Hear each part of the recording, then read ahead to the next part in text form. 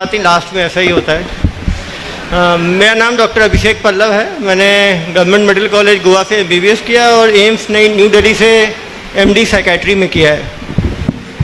सबकी कहानी यहाँ अलग है। यूपीएससी का यही फ़ायदा है, हिंदी मीडियम, इंग्लिश मीडियम, गांव के स्कूल, शहर के स्कूल, दिल्ली की सिलेक्शन, रायपुर से सिलेक्शन, हर जगह से सिलेक्शन हो सकता है। हर की अपनी कहानी है। हमें देखना ये है कि कहानी सुनना भी है और अपनी कहानी गढ़नी भी है। होता क्या है, सिलेक्शन होने के बाद बहुत कॉन्फिडेंस आता है आदमी में। जब हम उस तरफ रहते हैं तो दुनिया अलग रहती है। मैंने जब आप इंटरव्यू, मैं तो एक बार इंटरव्यू, मैं 2012 में जनरल में मेरा लास्ट एज था 29 ईयर्स, 1 साल बचा था मेरा। मेरे 2 छोटे भाई हैं, एक भारतीय वन सेवा में है, एक भारतीय विदेश सेवा में। एक बीटेक IIT खड़गपुर से और एक बिट्स पिलानी से, वो तैयारी कर रहे थे। मेरा एम्स में सीनियर रेजिडेंसी ख़त्म हुआ था, असिस्टेंट प्रोफेसर वेटिंग में था मैं। तो मेरी शादी हुई थी, मेरी वाइफ प्रेग्नेंट थी। जब मैंने घर वालों को बोला मैं तैयारी शुरू करना चाहता हूँ तो मेरी तो शादी टूटने की हालत में आ गई। मेरे फादर इन लॉ बोले मैं तो डॉक्टर लड़के से शादी किया था, एम्स में कंसल्टेंट है उससे शादी किया था, तुम कहाँ अनसर्टेनिटी की ओर जा रहे हो। लोगों ने कहा कि एक अटेम्प्ट है, होगा नहीं होगा, करियर क्यों खराब कर रहे हो। जैसे आदमी प्यार करता है किसी लड़की से, वैसे ही प्यार यूपीएससी का है। हो सकता है 100% मिलेगा ही मिलेगा, लेकिन यदि आप दिल से लगोगे तो ही चांस है मिलेगा। दिल से नहीं लगोगे तो मिलने का चांस 0 हो जाएगा। 100% लगाओगे तो भी 100% गारंटी नहीं। यहाँ कुछ लोगों ने 100% बोला, मैं खुद को बोल रहा हूँ 100% गारंटी नहीं है। मैंने पार्ट टाइम तैयारी शुरू की, मेरा पहले अटेम्प्ट में IPS हो गया, 1 अटेम्प्ट था। मेरा दूसरा भाई उसको 3 अटेम्प्ट लगे, तीसरा भाई है जो सबसे शार्प था वो 5 अटेम्प्ट लगे, तब जाकर उसको IFS मिला। यहाँ कोई गारंटी नहीं है। मैंने कुछ लोगों को देखा एम्स के पोस्ट ग्रेजुएट 6-7 अटेम्प्ट देकर घर वापसी हो गई। IIT के बिलियन स्टूडेंट्स आए चले गए। काफ़ी लोग जोश में थे, हम बड़े कॉलेज के हेड बड़े ही रह गए, छोटे आगे निकल गए। यहाँ पे बड़ा कॉलेज कुछ नहीं, छोटा कॉलेज कुछ नहीं, शहर कुछ नहीं, गांव कुछ नहीं, लेकिन तैयारी की तरीका बहुत जरूरी है, जो सभी लोगों ने बताया। जब तरीके से नहीं करोगे, ऑफ रूट ऑफ शूट करोगे तो नहीं होगा। जब तैयारी कर रहे हो तो प्लान बी जिन्होंने रखा है उन्होंने प्लान बी ही किया है। जिन्होंने केवल प्लान ए रखा है, सोचा है, करना है, उनमें से कुछ लोगों का हो जाएगा, उसमें सबका होगा गारंटी नहीं दे रहा हूँ। 10 लाख लोग बैठ रहे हैं, 5-6 हज़ार IIT बैठ रहे हैं, 2-3 हज़ार NIT के लोग बैठ रहे हैं, लॉ कॉलेज वाले बैठ रहे हैं, साइंस ग्रेजुएट बैठ रहे हैं, आर्ट्स ग्रेजुएट बैठ रहे हैं, सबको कैसे होगा। 10 लाख लोग, 500 सीटें। तो कोई ये बोल रहा है कि करोगे हो जाएगा, तो गारंटी नहीं है। हिम्मत है, लगे, जब लगे हुए हो तो निकलोगे। लेकिन जब मोटिवेशन की बात हुई, जब आप तैयारी कर रहे हो अपने आप को गेज भी करो। काफ़ी लोगों को मैंने देखा है PT में 100 में 5 सही हो रहे हैं, 6 सही हो रहे हैं, फर्म तैयारी कर रहे हैं, फर्म तैयारी करो। तैयारी में कुछ नहीं होगा, आपको अपने अंदर सुधार लाना ही पड़ेगा। यदि आप 10 से 15, 15 से 30, 30 से 50, आपको स्ट्रैटेजी बनानी ही पड़ेगी, आपको स्ट्रेंथ, क्योंकि आपको समझना पड़ेगा। जैसे बताया अभिषेक अग्रवाल ने बहुत ध्यान स्टेप वाइज बताया।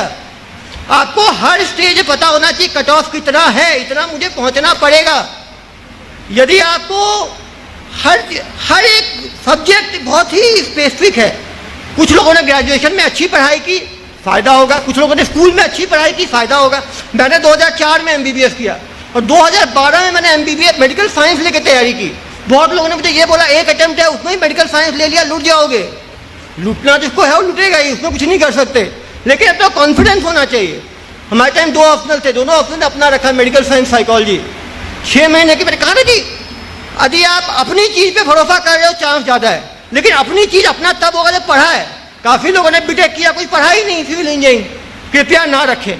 टेक्निकल सब्जेक्ट्स यदि आप कॉन्फिडेंट हो तभी रखें। ये तो टेक्निकल सब्जेक्ट्स ऑल और नन है, आपको 350 भी दे सकता है, आपको केवल 50 पे छोड़ सकता है। तो केवल कॉपी ना करें, आप अपने इंटरेस्ट को देखें। राइटिंग कुछ चीज़ें थम्स अप हैं, जैसे हैंड राइटिंग अच्छी है। यदि हैंड राइटिंग आपकी अच्छी है तो 15-20 नंबर आपको एक्स्ट्रा मिलेंगे। यदि आपकी राइटिंग स्पीड अच्छी है तो आप ज़्यादा लिख पाओगे। बहुत इंपॉर्टेंट है। क्वेश्चन के 4 पार्ट्स हैं, हम चारों पार्ट्स को समझे, चारों पार्ट्स के बारे में कुछ लिखे। कुछ लोग क्या करते हैं, एक पार्ट के बारे में लिखे, टाइम खत्म हो गया, 7 मिनट, दूसरे क्वेश्चन चले गए। 10 नंबर का क्वेश्चन है, केवल 2.5 नंबर का अटेम्प्ट किया तो 1.5 नंबर मिलेगा। तो ये भी जरूरी है कि आप पैटर्न को समझें। जैसे लोगों ने कहा कि प्रैक्टिस क्यों कर रहे हैं, प्रैक्टिस इसलिए कर रहे हैं कि हम और इंडिविजुअलाइज ना करें। कोई कोचिंग कोई स्टिग्मा नहीं है जिससे हम भागे। हमने कोचिंग की तो कोई खराब बात नहीं है। मैंने सेल्फ स्टडी की, मेरे दोनों भाई ने कोचिंग की, उनकी भी सिलेक्शन हुआ, मेरा भी सिलेक्शन हुआ। लेकिन ये कि सब बोल रहे हैं ये खराब बात नहीं है, हमने कोचिंग कोई चोरी डकैती नहीं है। काफी लोग बड़े प्रिविलेज होते हैं, हमने कोचिंग नहीं की। भाई आपकी मर्जी, आपने नहीं की, 50,000 बचा लिए घर वालों के, अपने फिर कुछ भी नहीं है। मैंने देखा है ज्यादातर लोगों को कोचिंग का थोड़ा फायदा रहता है। फायदा ये रहता है, एक तो इंक्लिनेशन, यदि आप 200 लोग के साथ बैठे हो तो दूसरा पढ़ रहा है, मैं नहीं पढ़ रहा तो फटी में आदमी और पढ़ता है। दूसरी चीज, आदमी जब रेगुलर टेस्ट देता है, नंबर कम आते हैं तो आदमी को एक चीज आदमी को समझ में आता है, दुनिया कितनी बड़ी है। जब हम खुद तैयारी करते हैं हमें लगता है हम ही विष्णु ब्रह्मा और महेश है। जब हम तैयारी में जाते हैं तो हमें मालूम चलता है दुनिया बहुत बड़ी है, हम तो उसमें बूंद हैं। जब हम मॉक टेस्ट देते हैं और रिजल्ट गिरते हुए देखते हैं तब हमें समझ में आता है कि क्या चीज है। तो कभी इंडिविजुअलाइज ना करो। एक ही बताता हूं मैं, जब हम सेलेक्ट हो जाते हैं तो हम बहुत तेज होते हैं, जब हम उस तरफ रहते हैं तो हमारी वही हालत रहती है। मैं तो बड़े बड़े एग्जाम दिया हूँ, भगवान ने का आशीर्वाद रहा है कि एम्स पीजी में भी पूरे भारत भर 17 रैंक आया था, यूपीएससी में भी रैंक आई, मैंने कैट दिया तो IIM में मैं रैंक आया, अहमदाबाद से मेरा कॉल था। मैंने तरह तरह के एग्जाम दिए। कुछ लोग मुझे बोलते थे तो एग्जाम देने के लिए बनाए, वो भी नशा है। जब आप नशे में, जैसे लोग नशे में भागते हैं चीजों के पीछे, यदि आप उस तरह का नशा करोगे, उस तरह का प्यार करोगे तभी बढ़ पाओगे। तभी ये जो आदमी कमजोर है वो टूट जाएगा। काफी लोग बोलते हैं एग्जाम पैनिक हो जाता है, एंजाइटी हो जाती है, उसको आपको हैंडल करना पड़ेगा। नहीं करोगे पीछे छूट जाओगे, क्योंकि दुनिया इतनी बड़ी है कोई आपको हाथ नहीं देगा। जब आप फेलियर में रहते हो फेलियर खुद हैंडल करना होता है। सक्सेस दुनिया के साथ मिलकर हैंडल किया जाता है, लेकिन फेलियर अपना खुद हैंडल करना पड़ता है। और फेलियर को, जो लोग फेलियर में मजबूत रहते हैं वही लोग आगे बढ़ते हैं। बहुत इंपॉर्टेंट है, अच्छे दोस्त बनाओ, अच्छा स्टडी सर्कल हो। मैं फॉर्चुनेट था कि दोनों छोटे भाई मेरे काफ़ी मतलब साथ में थे, वो पीछे छूट के मैं पहले हो गया। लेकिन एक ग्रुप सर्कल से बहुत फायदा होता है। पॉजिटिव लोगों के साथ हो, आप आंसर शेयर करो। ज़्यादा प्रॉब्लम होती है लोग एक दूसरे से जलते हैं, वो अपना नोट छिपा रहा है, वो अपना बुक छिपा रहा है। ऐसे दोस्त ना बनाए, ऐसे दोस्त से अकेले पढ़ना अच्छा है। यदि कोई ऐसा आदमी है जो आपके साथ शेयर कर सकता है, साथ आगे बढ़ सकता है, वैसा दोस्त बनाए। जो स्ट्रैटेजी है वो सबने कहा, या तो आप जो वीक पॉइंट्स हैं, किसी सब्जेक्ट से भागना नहीं चाहिए। मैं तो साइंस ग्रेजुएट था, इकोनॉमिक्स बहुत नया था मेरे लिए, ह्यूमैनिटीज़ काफ़ी नया था। लेकिन यदि आप समझने की कोशिश करोगे, सबसे इम्पोर्टेंट होता है चीज़ों को दिमाग में ब्रैकेट में टिकाना।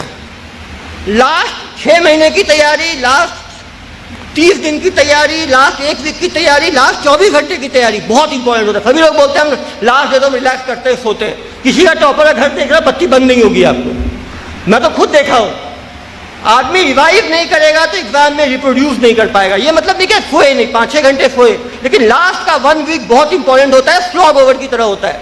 यदि आदमी लास्ट में चीज़ों को रिवाइव नहीं करेगा तो रिकलेक्ट नहीं कर पाएगा, कन्फ्यूजन होगा। MCQs में आप जितनी बार, लोगों ने बताया, जितनी बार आप पढ़ोगे, एक निगेट करने की भी आदमी को समझ में आता है कि 4 में ये ऑप्शन तो नहीं होगा, तो 1/3 पे आप आ गए। उसमें ध्यान से पढ़ोगे आप लाइन को तो कुछ एक और ऑप्शन निकल जाएगा। यदि आप 2 में लेके आ जाओगे 50 क्वेश्चन को तो 25 सही होगा। वो लोग बोलते हैं ऐसा कोई नहीं होता कि 50 में 2 पे लेके आए तो उसका 10 ही सही होगा। रूल ऑफ मैथमेटिक्स है, 50 में जिसकी किस्मत अच्छी है उसका 22 हो सकता है, जिसकी किस्मत खराब है उसकी 22 हो सकता है, किस्मत अच्छा हो तो 28 हो सकता है। लेकिन जितने चॉइस को आप रूल आउट करोगे, यदि आप 4 को 1 रूल आउट करके 3 पे ला रहे हो 30 क्वेश्चन को, तो 10 आपका सही होगा ही होगा। वो हर एक क्वेश्चन इंपॉर्टेंट है, बहुत इंपॉर्टेंट है। लंबी तैयारी, लोगों ने कहा है लंबे टाइम तक मोटिवेट करके रखना।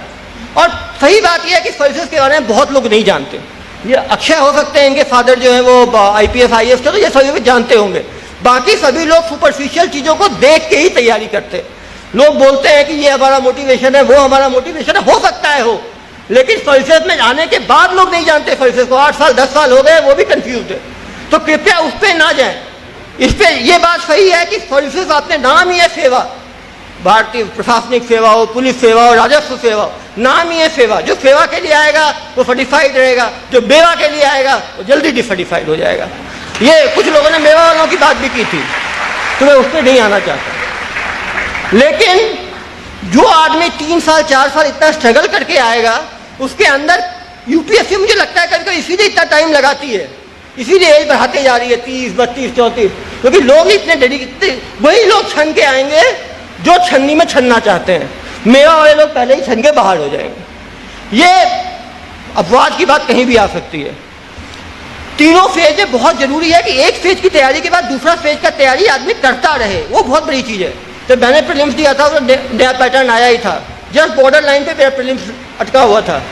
तो कितना भी चाह रहे थे वो अपने आप को तैयारी के लिए कंटिन्यू, एक ही अटेम्प्ट बचा लगा था, तैयारी करूँ कहीं वेस्ट तो नहीं हो जाएगा, कहीं वेस्ट तो, जब लगा ही दिया तो वेस्ट का क्या सोच रहे, लगे रहना चाहिए जब तक रिजल्ट आ ना जाए। रिजल्ट आ जाए, जब एक का, मैं बता रहा हूँ अभी जो सिलेक्शन हो गया इन लोगों का, जब तक रिजल्ट नहीं आया होगा हर आदमी प्रीलिम्स की तैयारी कर रहा होगा। जिनकी रैंक 51 आई, 45 आई, 194 आई, 213 आई, जितनी भी आई हो, मैंने एक आदमी को आज तक नहीं देखा जिसने इंटरव्यू देने के बाद तैयारी छोड़ दी हो। वो रैंक 1 ही क्यों ना हो। मेरे साथ तो अग्रवाल तो 2000 हमारे साथ एनपीए में ट्रेनिंग कर रहा था, जिसकी रैंक 1 आई, तो उसकी हवा निकली हुई थी, रिजल्ट आने वाला था उस दिन। तो वो बाद की बात अलग है, लोग रामचरितमानस लिखा जाता है, भगवान राम के ऊपर वैसा हो जाता है, लेकिन जो भी ये लोग हैं उन्होंने मेहनत सबने की है। मैंने कहा मेहनत करने वाला छूट सकता है, लेकिन बिना मेहनत वाला यहाँ बैठ नहीं सकता, ये गारंटी है। और जब आप हार्ड वर्क करोगे तो ही स्मार्ट वर्क सीखोगे, क्योंकि जब हार्ड वर्क आदमी करता है तो सेल्फ लर्निंग होती है, अरे ये गलत पढ़ लिया, इसको कम करना है, ये करूंगा, ये काम का है, ये काम का है। जब आप हार्ड ही नहीं करोगे तो स्मार्ट कैसे बनोगे। कोई आदमी बचपन में जन्म के साथ स्मार्ट नहीं निकलता है, वो छोटा बच्चा रोता हुआ ही निकलता है। वो जैसे बड़ा होता है वो स्मार्ट होता है, वैसे ही है हार्ड वर्क। जब आप करोगे करोगे करोगे तो सीखोगे। आपको ये देखना है आपके लिए क्या सूट करता है। हर आदमी अलग है। हाँ, कुछ लोगों की मेमोरी पावर बहुत अच्छी, मैंने देखा जल्दी स्कैन करते, कुछ तो रिवीजन बहुत फास्ट करते हैं, कुछ लोग नोट्स काफ़ी अच्छा बनाते हैं। अपने हैंडराइटिंग के बनाए हुए नोट्स का हमेशा फायदा है। एक बेस नोट बनाना चाहिए आदमी को, कोई भी नए पॉइंट्स मिले उसमें ऐड करते जाना चाहिए, वो भी तरीका है हर आदमी का। मतलब काफ़ी लोगों को मैंने देखा है बुक से ही पढ़ते हैं तो भी अच्छा पढ़ते हैं, कुछ लोग नोट से पढ़ते हैं, लेकिन तरीका है मॉक टेस्ट। मॉक टेस्ट दिया, नंबर अच्छे आ रहे हैं, मतलब आपका तरीका काम कर रहा है। तरीका काम नहीं कर रहा है, नया तरीका ढूंढना पड़ेगा। नहीं ढूंढेंगे यूपीएससी के सागर में डूब जाएंगे। और एक ही बताता हूँ, अटेम्प्ट का कोई वैल्यू नहीं है। हमने 9 साल यूपीएससी की तैयारी की, क्या मतलब। जब आप इधर बैठोगे तो ही फायदा है, दुनिया इधर बैठने वालों को ही ताली बजाती है। ये लाइफ है कॉम्पिटिटिव, यहाँ पे 10 लाख लोग तैयारी करें, एस्पिरेंट की कोई वैल्यू नहीं है। आप जाओगे दिल्ली में रह कोचिंग करने का बताया, फायदा है तो नुकसान भी है। वहाँ पे पीछे छूटते जाते हैं तो बहुत परेशानी होती है, दुनिया देखते देखते आदमी परेशान रहता है। लेकिन अच्छे नोट्स की अवेलेबिलिटी इंपॉर्टेंट है, अच्छे गाइडेंस की इंपॉर्टेंस बिल्कुल बरकरार है। मैं फॉर्चुनेट रहा, पहले मैंने इंटरव्यू दिया, मुझे 235 नंबर आया, उस टाइम 300 का हुआ करता था। हमेशा आदमी सही, एक ट्रूथ और कन्विक्शन चेहरे से नजर आती है, कॉन्फिडेंस पे नजर आती है। जो लोग बनावटी होते हैं, जनरली एग्जामिनेशन पैनल उस बनावटी लोगों को पहचान देती है। जो आदमी डेली 6-12 लोगों का इंटरव्यू ले रहा है, 4 साल से ले रहा है, उसको क्या झूठ बना पाओगे। जैसा लोगों ने काफ़ी तैयारी के बारे में काफ़ी चीज़ें बताई आपको। मैंने पहले 31 अटैम्प्ट दिया, फिर जब 32 हो गया तो मैंने दोबारा एक अटैम्प्ट दिया 2014 में एनपीए की तैयारी करते हुए। एनपीए की सबसे डिफिकल्ट ट्रेनिंग होती है, उसको देते हुए भी दिया तो फिर मुझे उतने ही रैंक आया, 174 आया। लेकिन रैंक में बहुत, हर नंबर बहुत इंपॉर्टेंट है, वो समझना पड़ेगा। 15-20 नंबर में पूरा खेल हो जाता है। और पर्सनैलिटी भी क्या है, मैंने इसलिए कहा इस एग्जाम में ये अकेला एग्जाम है जहाँ लक और भगवान की भी बहुत ज़रूरत है। मैंने पीजी का एंट्रेंस दिया मेडिकल में, कभी मुझे टेंशन नहीं होती थी, जो आदमी है वो करेगा। मैंने यूजी की दी, कैट का दिया, क्लैट दिया, क्या क्या नहीं दिया। ये अकेला एग्जाम था जहाँ मैं कभी कंफर्टेबल नहीं था कि यहाँ क्या हो सकता है। उसका कारण ये है कि इसमें अनप्रेडिक्टेबिलिटी बहुत ज़्यादा है। एक बार मैंने इंटरव्यू में 235 आया, दूसरा इंटरव्यू में 275 वाला दिया, उसमें मुझे 191 आया। नंबर आपस में बहुत शिफ्ट हो सकते हैं, लेकिन जब आप डाउन हो तो आप रीअसेस करो अपने आप को कि क्या क्या कमियां रही थी, क्या मैं इन कमियों को दूर कर सकता हूं। केवल इस बात पे नहीं रहो कि जो तैयारी करेगा उसका हो ही जाएगा। ये तैयारी करोगे तो पूरी जवानी आप गवा दोगे अपना। मैंने लोगों को जवानी गवाते हुए देखा है और अच्छे लोगों को गवाते हुए देखा है। ऐसा भी नहीं कि मतलब इंडिया के टॉप ब्रांड को देखा है। मैं तो दिल्ली में मैं था, मैं दिल्ली यूनिवर्सिटी का काउंसलर था, जो लोग एग्जाम के, यही कहानी है। एक टाइम मैं इंटरव्यू लिया करता था और एक टाइम इंटरव्यू दिया भी है मैंने, और ये जो उम्र में जाके दिया है जहाँ बहुत मुश्किल होता है। जब आप 30 की उम्र में 20 वालों के साथ तैयारी कर रहे हो 10 साल बाद।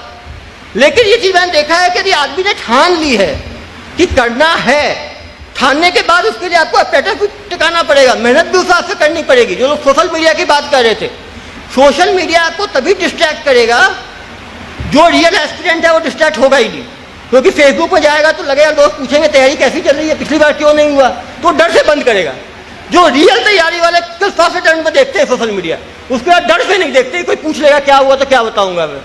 तो सोशल मीडिया से वही डरते हैं जो तैयारी बिल्कुल ढीली ढाली करते हैं। जब आपका, क्योंकि ये बहुत बड़ा, ये जैसे वो मछली में बाण मारने वाली बात है, जो वो इतना आसान नहीं है। क्योंकि हर फील्ड के लोग हैं, आप देख सकते हैं, ह्यूमैनिटीज के लोग हैं, कॉमर्स के हैं, और इंजीनियर्स की बहुत बड़ी भीड़ है।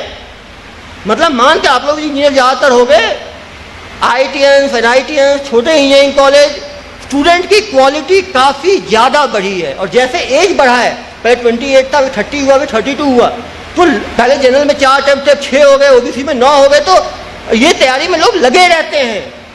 तो यहाँ पे एक बहुत उम्दा किस्म की आप लोगों को तैयारी करनी है।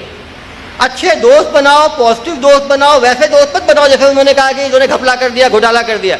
जब किसी चीज़ की हम तैयारी कर रहे हैं तो हमको उसका पॉजिटिव फेस देखना चाहिए। या तो हम मन बना ले, किसी ने किसी को फोर्स नहीं किया। देश में अच्छे टीचर्स का भी नाम है, अच्छे डॉक्टर्स का भी नाम है, अच्छे इंजीनियर्स का भी नाम है, अच्छे सिविल सर्वेंट का भी नाम है। देश की सेवा आप डॉक्टर बन के, इंजीनियर बन के, सिविल सर्वेंट बन के सब में कर सकते हो। मेरे काफ़ी फ्रेंड्स हैं एम्स में डॉक्टर्स हैं और बहुत ही सेटिस्फाइड है। ऐसा नहीं मैंने कोई बहुत बड़ा तीर मार लिया, या मैं IPS IAS बन जाता तो बहुत बड़ा तीर मार लेता। यदि इच्छा आपके अंदर है काम करने की, आपको चीज़ अच्छा लगता है, आप लगता है कि आप कुछ करना चाहते हो, लेकिन कृपया करके घर वालों को दिखाने के लिए तैयारी ना करें, नहीं तो घर वालों को मुंह दिखाने लायक नहीं बचोगे। ये चीज मैंने फील की कि इस तैयारी में खुद को भी पेशेंस चाहिए और घर वालों को भी पेशेंस चाहिए, ये बहुत जरूरी है। और मैंने एक चीज देखा है कि आदमी यदि ठान लेता है तो ना पत्नी से फर्क पड़ता है ना घर वालों से फर्क पड़ता है। जो लोग इंटरकास्ट मैरिज करते हैं कौन सा घर वालों का सोचते हैं, जाके कर लेते हैं। जब शादी कर सकते हो तो तैयारी भी कर सकते हो। उस टाइम घर वाले डिमोटिवेट करते तो कोई नहीं सुनता। यहाँ पे कहते हैं हमें घर वाले डिमोटिवेट कर रहे हैं। जितना डिमोटिवेशन मैंने झेला है कोई झेल ही नहीं सकता। जब मेरे फादर इन लॉ मिलते थे, अरे बर्बाद हो गया मैं। लेकिन दुनिया ऐसी है, उगते हुए सूरज को सभी सलाम करते हैं। और ये जो नहीं उगता हुआ सूरज ही हो सकता है इनमें से भी आधे लोग 5 साल के बाद थोड़े परेशान हो जाएं, इनके लिए अलग क्लास हो सकती है। क्योंकि सिविल सर्वेंट आज के दिन मेरे काउंसलिंग में कम से कम 20 से 25 IAS IPS है। आधे लोग इतने सीनियर है कि मैं काउंसलिंग नहीं करता उनकी लड़के मारे, कोई पूजा सेक्रेटरी है, कोई सेक्रेटरी है, कोई एडिशनल सेक्रेटरी है, सब परेशान है। लेकिन ये उम्र इस सोचने की नहीं है कि यदि आपने मन बना लिया है तैयारी करना है तो रास्ता एक होना चाहिए, उसमें कितनी भी कठिनाई आए उसको पार करने की हिम्मत होनी चाहिए। और जो आपके अंदर है उसको निचोड़ के, जैसे आपने देखा गन्ना का दुकान वाला होता है, गन्ने को 5 बार चूसता है और जब चूसता है तो कुछ रस निकलता है। वैसे आपको उतने आपको चूसना है, बार बार रोना है, जितना दम लगाओगे उतना निकलेगा। हर एक मिनट काम आएगा, हर एक घंटा काम आएगा। एग्जाम के दिन आदमी को लगता है कि ये मैंने कब पढ़ा, याद आने लगता है, लिखते चला आता है। वो आपकी एक पीछे कलेक्टिव मेमोरी में रहती है, जो उस टाइम आता है। आदमी बहुत बार सोचता है मैंने पढ़ा, इसे कुछ याद ही नहीं है। वो एक फिक्स डिपॉजिट की तरह है, कभी काम आएगा। लेकिन ऐसा है कि डिपॉजिट हुआ ही नहीं, हम सोच रहे हैं फिक्स डिपॉजिट है, एग्जाम के दिन याद आएगा तो एग्जाम के दिन 00 ही मिलना है। और UPSC वाले दे भी देते हैं। मैंने देखा है मेंस में लोगों को मार्क्स आते हुए 8, 10, 12, 15, जो लोग में निकाल के गए हैं।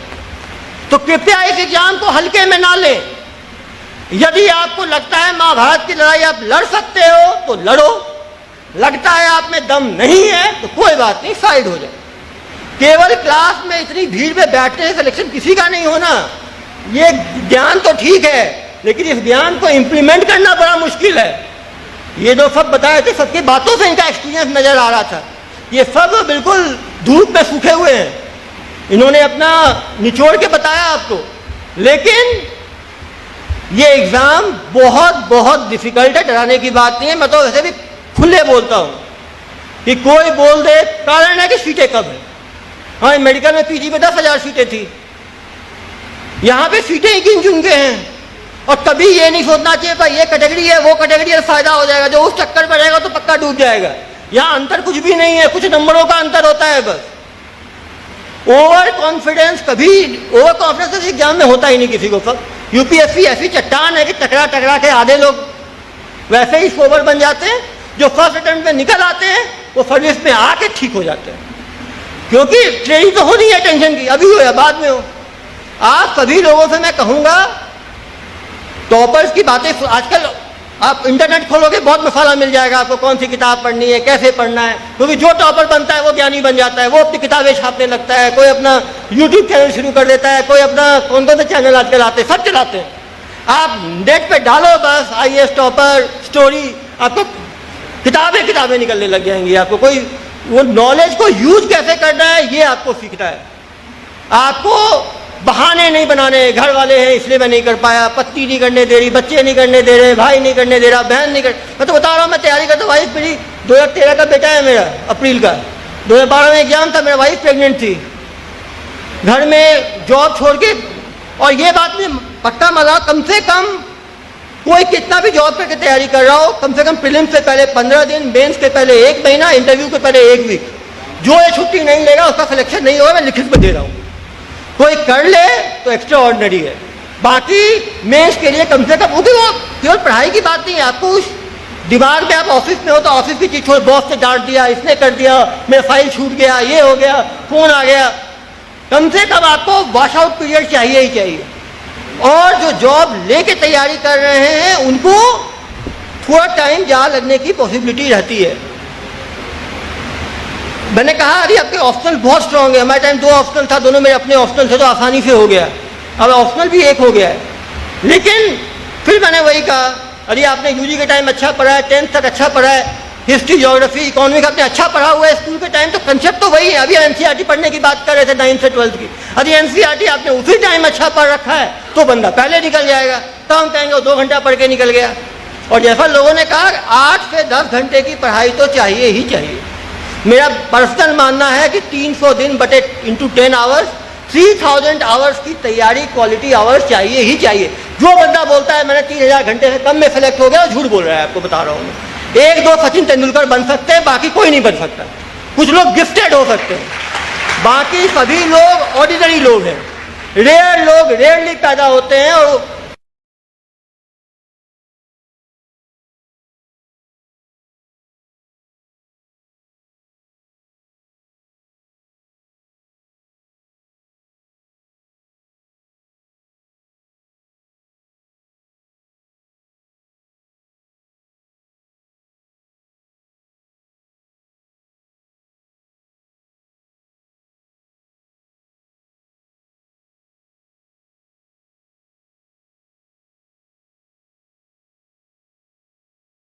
आप ये भी आप अपने आपको एग्जामिनर बन के सोचो, मैं तो एग्जामिनर भी रहा हूँ।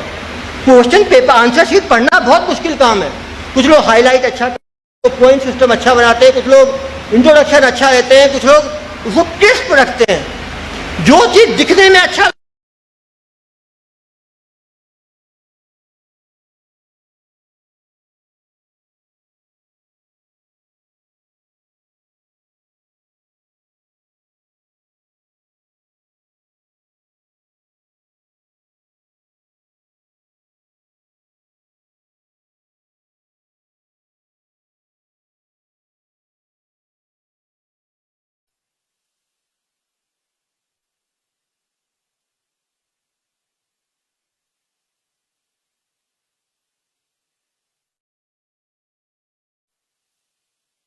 अंदर क्वेश्चन पेपर खत्म करने की कोशिश करें। बहुत लोग 4-5 क्वेश्चन ही छूट जाते हैं। यदि आपका क्वेश्चन छूट गया तो बहुत मुश्किल है मेंस में मार्क्स को फेच करना। मेंस में बहुत इंपॉर्टेंट है, जिस क्वेश्चन के बारे में कुछ भी नहीं आता उसमें नाम कहानी लिखने की जो यूनिवर्सिटी की आदत होती है वो आदमी को डुबो देती है। नए पैटर्न में कोई क्वेश्चन बिल्कुल भी नहीं आता तो मेंस में उसको अटेम्प्ट ना करें, वो आपका टाइम खराब करता है। आपको कहीं और लिखोगे तो टाइम आपका बचेगा। लेकिन जिसके बारे में आप थोड़ा बहुत जानते हो उसको अपने हिसाब से लिख सकते हो। ऐसे 2-2 आते हैं, ऐसे बहुत ऐसे न्यूज़पेपर में आप पढ़ते हो, एडिटोरियल पढ़ते हो। फ्री फ्लोइंग होना चाहिए, आपको समझना चाहिए, बहुत ज़्यादा पॉइंट फॉर्म में नहीं लिखना चाहिए। उसका एक इंट्रोडक्शन हो, बॉडी हो, जैसे उन लोगों ने कहा आप कुछ अच्छे कोटेशन देते हो, लाइफ टाइम एग्जाम्पल्स देते हो, हमेशा ऐसे लिखने के पहले एक रफ में एक बॉडी तैयार कर लेना चाहिए, किस पॉइंट में लिखने वाला हूँ। कुछ लोग ऐसे शुरू करते हैं, लिखते चले जाते हैं, लिखते चले जाते हैं, पेज भरते चले जाते हैं। वो एग्जामिनर के लिए बहुत अनोइंग होता है पढ़ना। आप तो एक लिख रहे हो, बेचारे को 10-12 पढ़ना है डेली। उस पर भी सहानुभूति रखना है अपने को, एग्जामिनर पे भी। एग्जामिनर में सहानुभूति नहीं रखोगे, वो आप पे नहीं रखेगा, आपकी बैंड बजा देगा वो। और जो रेगुलरली अपने आप को अपडेट नहीं करेगा, करंट अफेयर्स बहुत इंपॉर्टेंट है, क्योंकि पेपर 2 और पेपर 3 जो है जीएस का पूरा डायनेमिक है। इकोनॉमिक्स जो हुआ, इंटरनेशनल अफेयर्स हुआ, इंटरनल सिक्योरिटी हुआ, इवन पॉलिटी भी आजकल मेंस में, प्रीलिम्स और मेंस बहुत अलग है। प्रीलिम्स स्टैटिक है पूरा पॉलिटी, जबकि मेंस का पॉलिटी पूरा डायनेमिक है। इकोनॉमिक्स जैसे ही प्रीलिम्स का स्टैटिक है, मेंस का पूरा डायनेमिक है। एक थॉट प्रोसेस डेवलप करना बहुत जरूरी है। जैसा उन्होंने बताया, critically analyse, elucidate, explain, define, enumerate, सब में बहुत अंतर है।